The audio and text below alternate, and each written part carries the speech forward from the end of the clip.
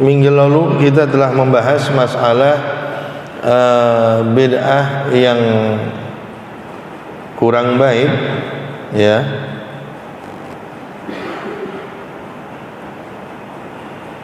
Yaitu bid'ah-bid'ah yang memang dimakruhkan, ya. Termasuk diantaranya adalah rokok, ya. Ini beliau mengatakan awal pertama kali itu ada di Inggris, ya, yang kemudian mereka dapatkan bahwa dalam rokok itu ada hal yang membahayakan. Wa min dzalikal waqti mana'u minal mudawamati 'alaiha. Ketika mereka mendapatkan bahwasanya ada hal yang tidak baik, ya, dalam merokok itu, mereka melarang untuk terus-terusan, ya. Wa amaru bi bai'ihi lil muslimin, dan mereka menyuruh untuk dijual aja ke orang Islam. Jadi barang-barang yang enggak bagus menurut mereka nih, akhirnya mereka enggak pakai tapi dijual ke orang Islam. Liyadurrahum fil ajil, ya, untuk merusak orang Islam di masa yang akan datang. Walidza nuqila an ba'dil ulama annahu qala bi tahrimih. Maka dari itu dinukil oleh sebagian ulama tentang keharaman rokok. Jadi ada yang mengatakan makruh, ada yang mengatakan haram. Fal ihtiyat al man'u min syurbih. Maka bentuk kehati-hatian, ya. Bagaimana bentuk kehati-hatiannya? Ya sudah, al man'u min syurbih. Ya, dilarang dari rokok. Bentuk kehati-hatian.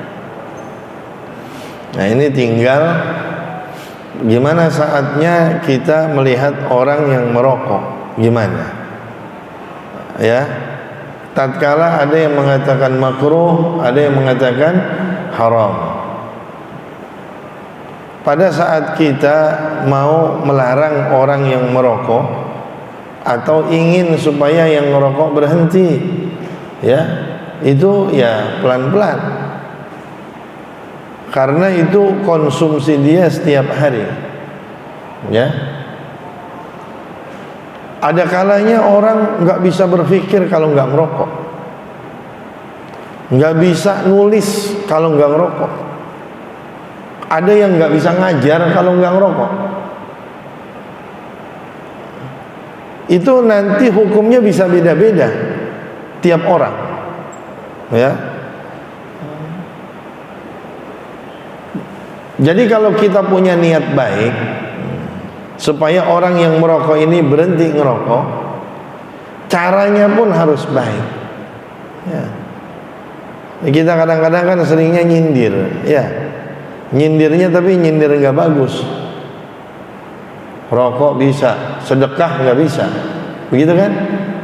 Rokok coba tiap hari, nggak usah beli rokok, tabungin. Ntar duit rokoknya sedekahin. Itu kadang-kadang yang kagak ngerokok juga nggak sedekah. Iya, nggak begitu caranya, ya. Caranya nggak begitu. Ini kebanyakan apa ya? Kita nih pengen orang jadi baik, cuman caranya kita nih nggak baik, jadi hasilnya malah nggak bagus. Wa min amthilati tsaniyati wa hiya al-muharramah. Nah, contoh bid'ah yang haram. Ya, ulama kita tuh fair. Bid'ah ada yang baik, ada yang enggak. Ya, ada yang bid'ah yang makruh, ada yang haram. Fair ulama kita nyebutin. Al-makus wal ishtighalu bi madhhabi ahli al-bid'ah al-mukhalifati lima alaihi ahlus sunnah. Pertama nih, bid'ah yang haram nih bid'ah yang haram diantaranya pajak yang diambil oleh orang-orang kaya untuk orang-orang yang mau masuk ke sebuah negara. Itu diantaranya. Artinya apa? Ini urusannya panjang. Urusan pajak ini urusannya panjang, perlu pembahasan. Artinya di saat tidak ada yang perlu untuk diberatkan, kemudian memberatkan, itu jadi masalah. Nah, untuk masalah maslahat atau tidak,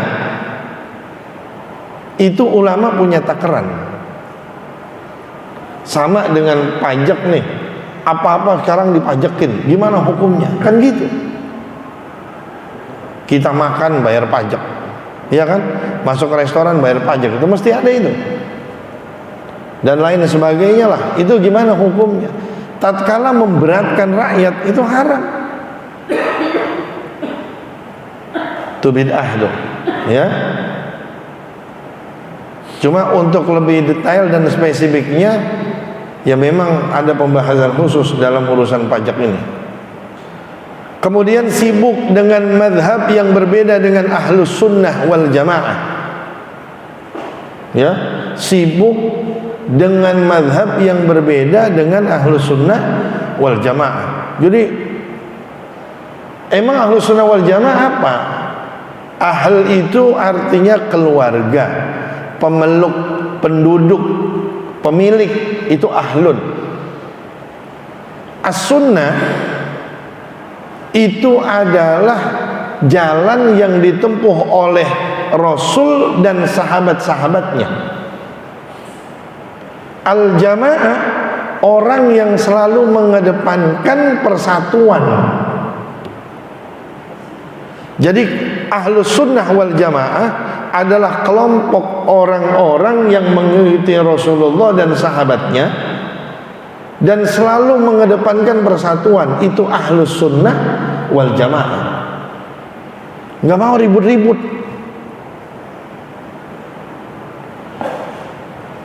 nggak mau ada perpecahan, nggak mau. Selalu musyawarah.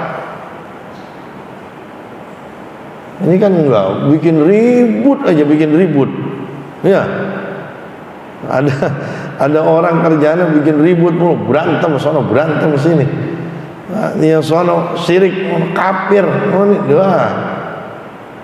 Enggak. Jangan sibuk dengan apa namanya, dengan kelompok-kelompok kayak begitu. Enggak. Ahlus sunnah wal jamaah itu begitu.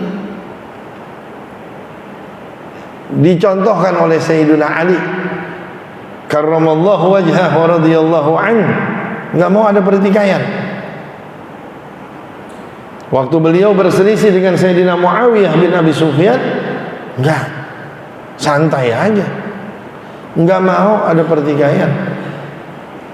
Sayyidina Al-Hasan ibn Ali sama begitu juga, gitu ya. Itu cirinya ahlus sunnah wal jamaah begitu. Ya, orang semuanya bisa ngeklaim gitu, saya nih ahlus sunnah wal jamaah, ahlus sunnah wal jamaah, tapi nggak ngikutin Rasulullah, nggak ngikutin sahabatnya, demen nama perpecahan. Oh bukan, itu bukan ahlus sunnah.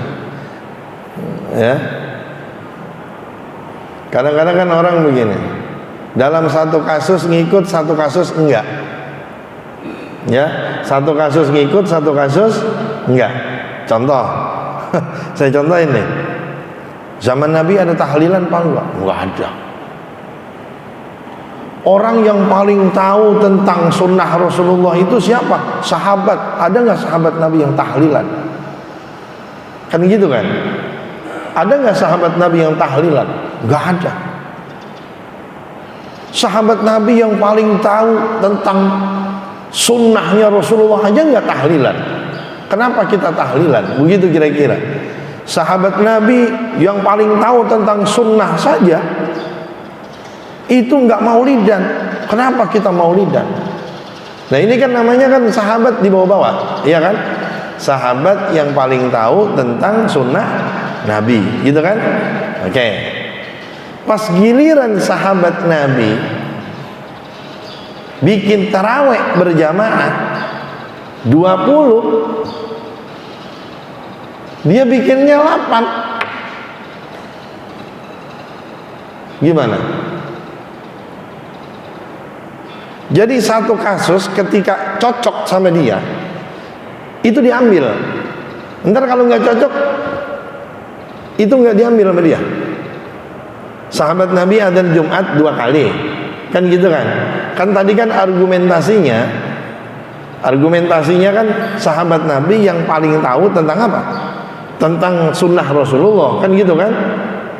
Kalau sahabat Nabi ngerjain, baru kita ngerjain, kan gitu. Ini sahabat Nabi aja nggak tahlil, nggak maulid, kenapa kita harus tahlil dan maulid? Itu kan argumennya. Karena sahabat Nabi nggak ngerjain. Begitu sahabat Nabi ngerjain, adzan 2 kali, Jumatan, tuh lihat, mereka ikut nggak? Nggak kan? Jadi kalau lagi cocok sama dia diambil tuh, kalau lagi nggak cocok nggak diambil. Tuh begitu cirinya. Di antaranya tuh begitu tuh. Jadi pokoknya ya yang cocok ini diambil, yang cocok ini diambil.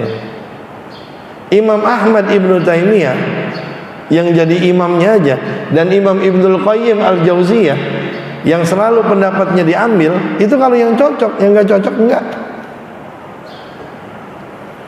Giliran Imam Ahmad Ibnu Taimiyah mengatakan maulid itu bagus dan mendapatkan pahala dengan niat baiknya, oh nggak diambil, nggak diikutin. Jadi pokoknya yang cocok-cocok aja sama dia yang diikutin gitu, yang cocok-cocok ya, model-model kayak orang zaman sekarang lah kira-kira gitu. Kalau ada yang ngeharamin ini, kebetulan dia di situ, dia cari yang ngomong halal. Yang ngomong haram nggak diikutin sama dia. Dia cari yang ngomong halal. Nah, ini kira-kira nih gimana? Jadi yang enak-enak aja diikutin. Jadi sholat misalnya, sholat nggak perlu baca Fatihah. Nah ini cocok nih, gampang nih, diikutin sama dia. Ntar giliran bersentuhan dengan yang bukan mahramnya sama dia, nah ini cocok nih, nggak batal. Jadi yang enak-enaknya doang sama dia diambil, yang cocok sama dia.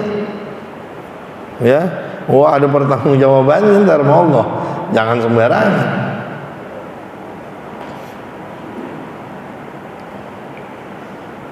Wattaqarrubu ila Allah Ta'ala bi'alatil lahwi kal kas wal mizmar wa tarkil. Nah, kemudian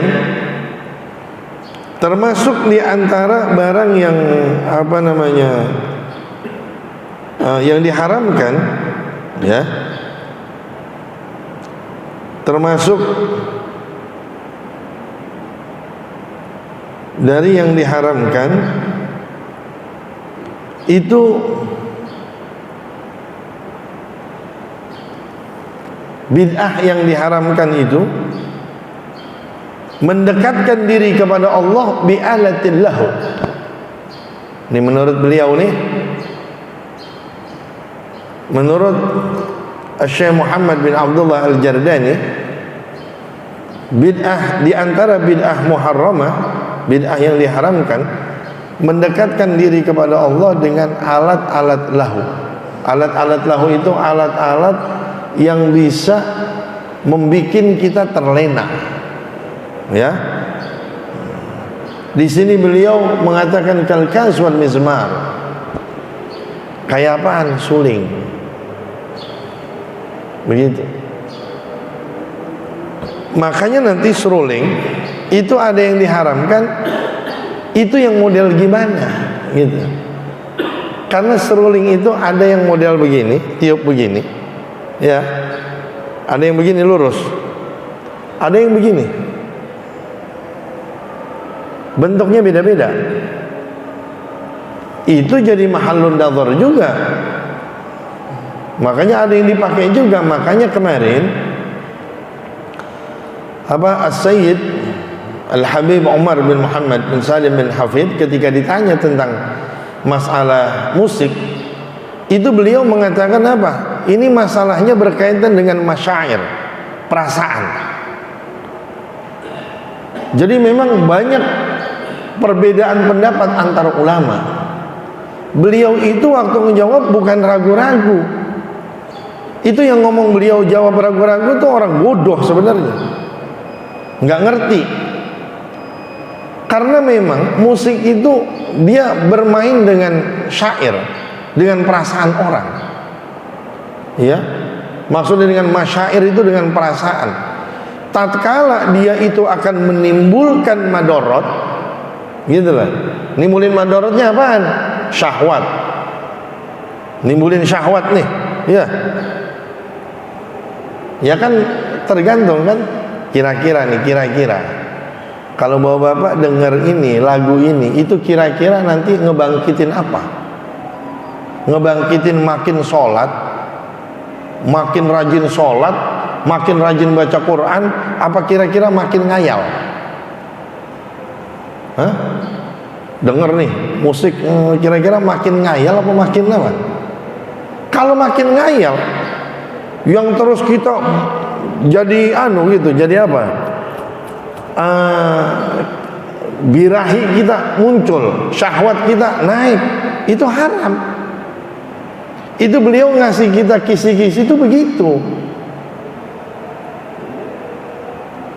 Kalau yang muncul ini, ulama-ulama kita kan banyak qasidah-qasidah, ya. Qasidah itu syair-syair dalam bentuk apa namanya, penggugah hati. Syair yang berkaitan dengan hati itu qasidah. Syair berkaitan dengan ilmu namanya nazm. Makanya alfiyah disebutnya nazmul alfiyah. Enggak ada qasidah alfiyah, enggak ada. Atau qasidah imriti, enggak ada. Nazmul imriti itu berkaitan dengan ilmu. Ketika kita dengar nih bait syair, ya Rasulullah salamun alaik, ya Rabi'a syani wa daraji, kan gitu kan? Itu yang timbul apa? Cinta sama Rasulullah, pengen apa namanya, lebih mengenal sosok Rasulullah, itu bagus, gitu loh. Itu kan bentuknya syair. Ini orang ya begitu, orang nggak ngaji itu. Wasallim li ahlillah inda kulli muskilin ladaika ladaihim wadihun bil adillati. Kalau yang jawab ini orang alim, itu kamu terima dari dia. Wasallim li ahlillah inda kulli muskilin. Pasrahkan tatkala ada satu permasalahan, pasrahkan itu ke orang alim.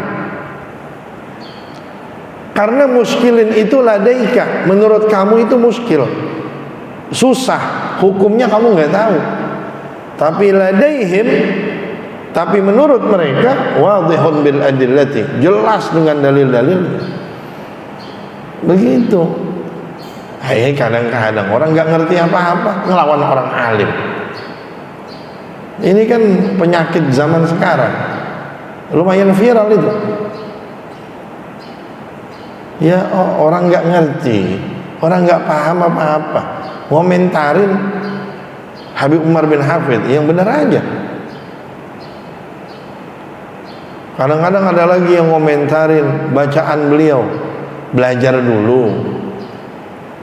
Memang orang-orang Hadramaut itu kalau baca apa-apa itu jarang pakai lagu, nggak kayak kita.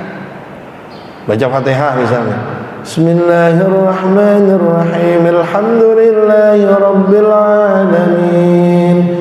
Orang Hadramaut nggak begitu. Bismillahirrahmanirrahim, Alhamdulillahi Rabbil Alamin, Ar-Rahmanirrahim, Maliki Yaumiddin. Begitu dia kalau baca. Emang kalau baca harus pakai lagu? Kan enggak. Gitu ya. Enggak ada syarat itu baca Quran harus pakai lagu. Kalau enggak pakai lagu, ya pakai lagu sesekali. Lagunya juga terserah Apa harus kayak Sudes lagunya? Kan enggak. Gitu ya.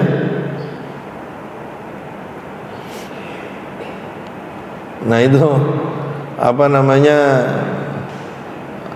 ada pembahasan khusus juga tentang apa namanya, tentang masalah ini, tentang masalah musik gitu lah ya.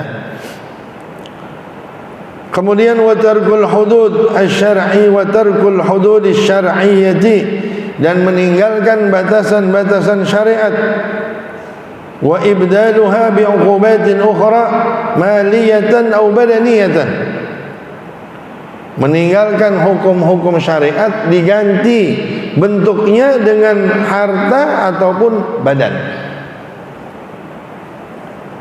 Itu termasuk bid'ah yang diharamkan.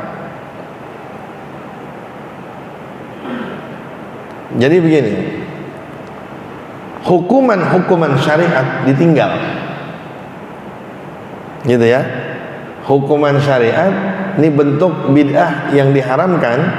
Hukuman syariat, dalam syariat kan ada hukuman. Tatkala orang itu melakukan jinayah atau kriminalitas, dia melakukan tindak kriminal, jinayah, itu ada hukumannya. Nah, hukuman-hukuman syariat ini sama dia ditinggal, diganti dengan bentuk fulus atau dengan bentuk badan. Maksudnya diganti dengan pukulan.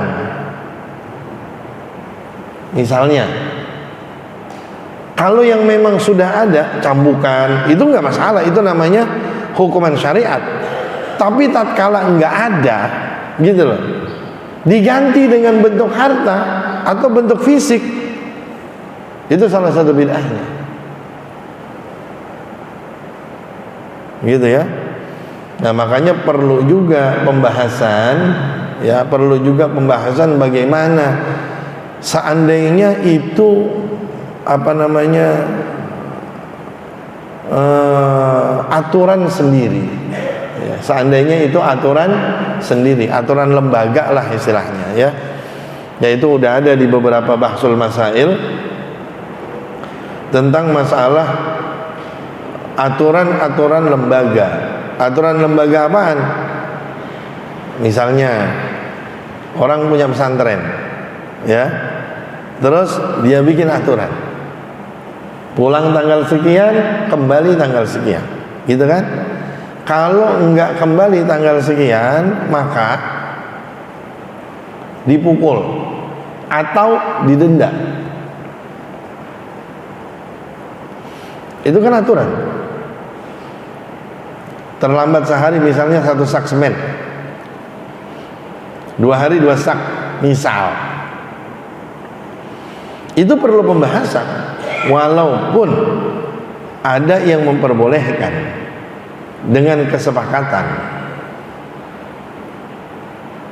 Tapi di saat orang ini memang terlambatnya karena uzur, bukan main-main, bukan, karena uzur, itu gimana? Gitu. Nah, nanti itu di bab fikihnya itu kita bahas, ya. Wa bai'ul khamri wal kalbi wal khinzir, termasuk bid'ah yang diharamkan. Jual apa namanya, jual minuman keras, jualan anjing, terus jualan babi. Kan gitu kadang-kadang ada orang Islam, enggak, saya enggak makan, saya cuma jual doang. Ya kan? Saya enggak makan, enggak, cuma jualan doang. Enggak, saya enggak minum minuman keras, enggak, saya jualan doang. Sama. Wa aklul hashishatil ma'rufati wa syurbiha, wa aklul hashishatil ma'rufati wa syurbuha, makan apa namanya, dedaunan yang memabukkan, ya, atau minum yang memabukkan, sama aja. Wa kana huduthuha fi awakhiril mi'ati sabi'ah, terjadinya itu hasyishah, ya, apa, daunan itu yang memabukkan itu, awal mulanya itu munculnya kapan? Di akhir tahun ke-100 yang ke-7. Jadi abad ke-7 tapi di 100 terakhirnya. Kan per abad itu kan, seabad itu kan 100 tahun.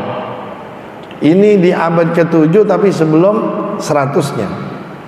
Wa dzakara al-ulama'u anna fiha 120 madarratan diniyatan wa ukhrawiyatan.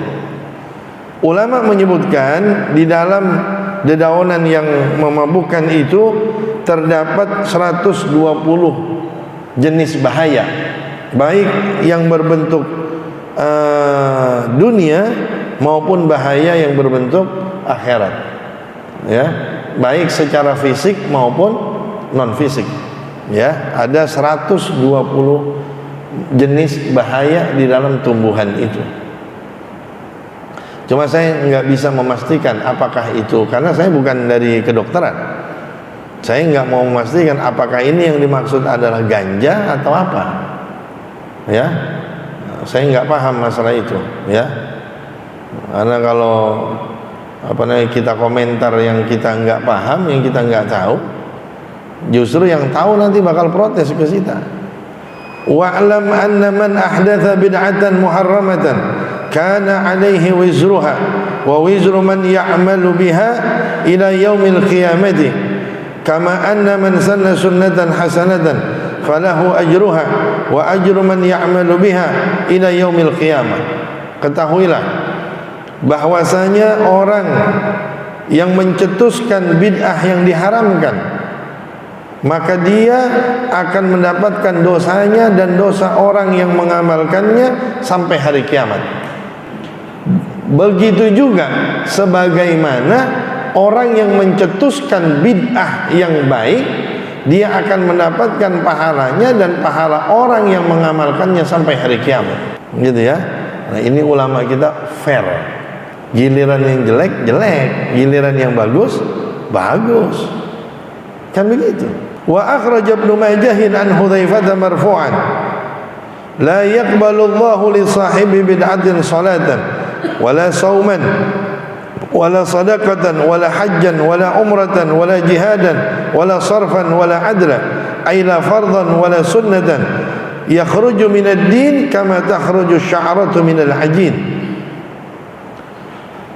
Al-Imam Ibnu Majah meriwayatkan hadis marfu' dari Sayyiduna Hudzaifah Al-Yamani, Allah tidak nerima amalan orang yang melakukan bid'ah yang diharamkan. Ini maksudnya bid'ah yang jelek.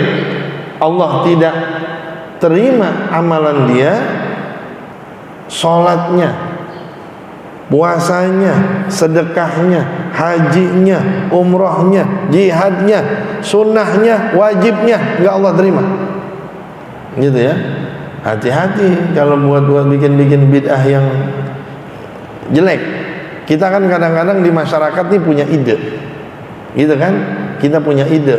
Kadang-kadang ide kita ini, kadang-kadang ada yang nggak bagus. Menurut kita bagus. Akhirnya ada ya orang-orang yang sepakat sama kita. Karena ada orang yang sepakat, akhirnya jadi. Gitu ya. Misal nih kalau ada orang, gimana nih kalau kita nih ya penutupan panitia minum-minum lah dikit, ya minum-minum apa? Minum-minum whisky lah dikit, ya minum whisky dikit dah, ya elah cuman anu lah apa jarang-jarang gitu ya. Misalnya ini kira-kira yang tukang minum pada setuju apa enggak? Kan setuju, tukang minum ini setuju. Wah ya bagus, itu bagus. Akhirnya ada yang dukung. Iya, jadilah misalnya. Terus akhirnya jadi kebiasaan misalnya, diikuti oleh orang setelahnya. Oh, panen dosa. Kalau misalnya bapak-bapak misalnya punya ide, oh saya mau ngumpulin nih. Ngumpulin apa? Saya mau bikin santunan anak yatim sebulan sekali. Kan ada orang yang bikin setahun sekali gitu ya. Dia mau bikin sebulan sekali.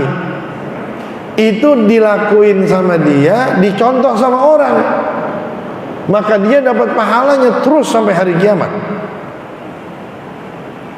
Begitu. Jadi kalau punya ide itu yang bagus gitu. Ya, bisa dicontoh sama orang.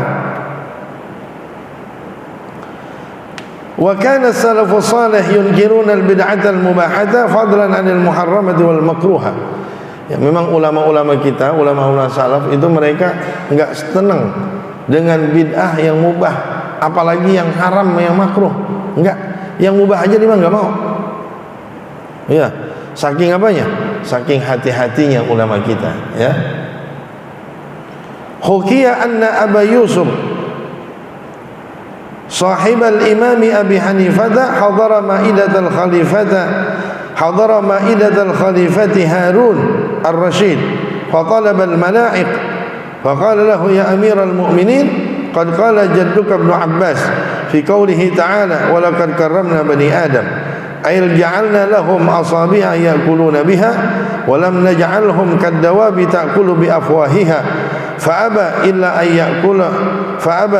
أن يأكل بالملاعق وقيل إنه ردها وأكل بأصابعه وما أحسن قول بعض علماء الأندلس ثلاث بهن خير الدنيا والآخرة اتبع ولا تبتدع اتضع ولا ترتفع وورع ولا ترتفع من ورع لا يتسع.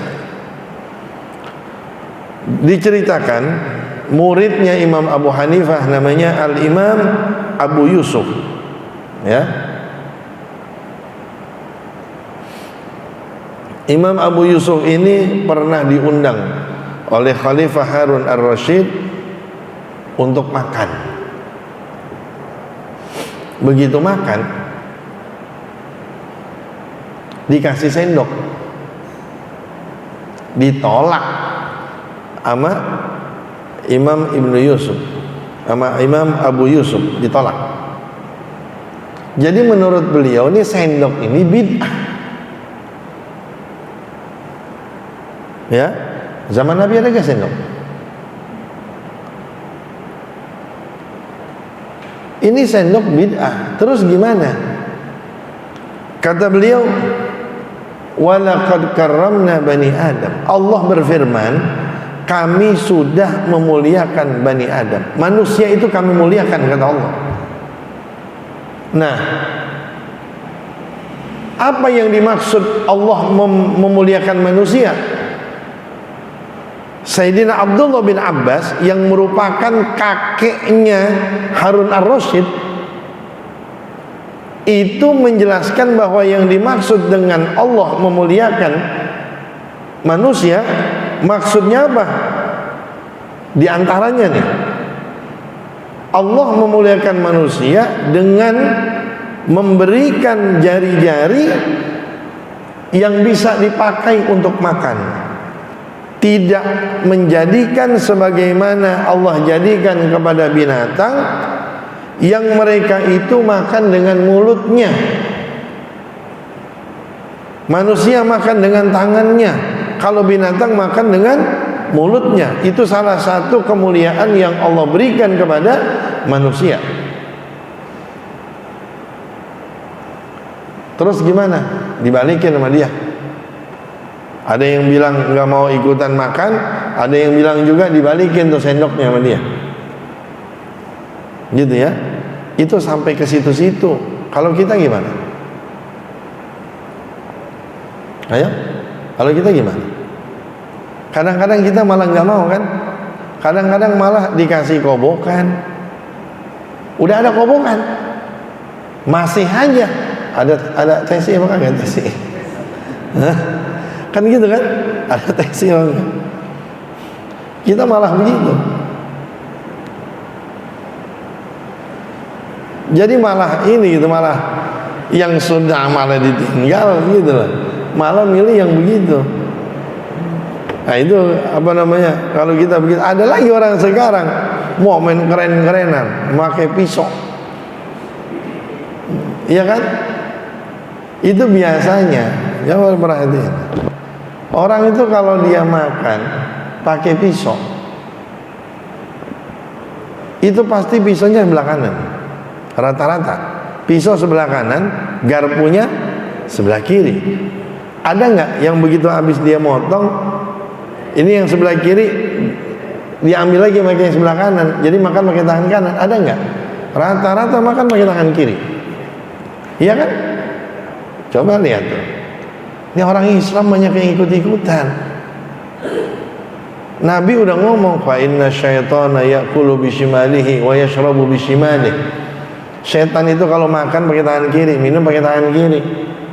Diikutin. Makan daging yang paling bagus emang diapain? Dipegang, digigit. Bukan dianuin, bukan dipotong. Digigit. Gitu ya. Ya, kalau emang harus makan steak, ya. Kalau emang harus makan steak, ya begitu dah, usahain dah, walaupun ribet-ribet, potong. Ya kalau kita potong pakai tangan kiri kan susah kan? Pegang ini, potong pakai tangan kiri, susah. Potong, habis potong, pegang pakai tangan kanan. Kalau emang harus makan steak, kalau harus gitu. Ya, kalau harus tuh misalnya gimana? Diundang orang misalnya, ya. Kalau ini pun model-modelnya enggak, kayaknya kagak makan steak nih. Ya.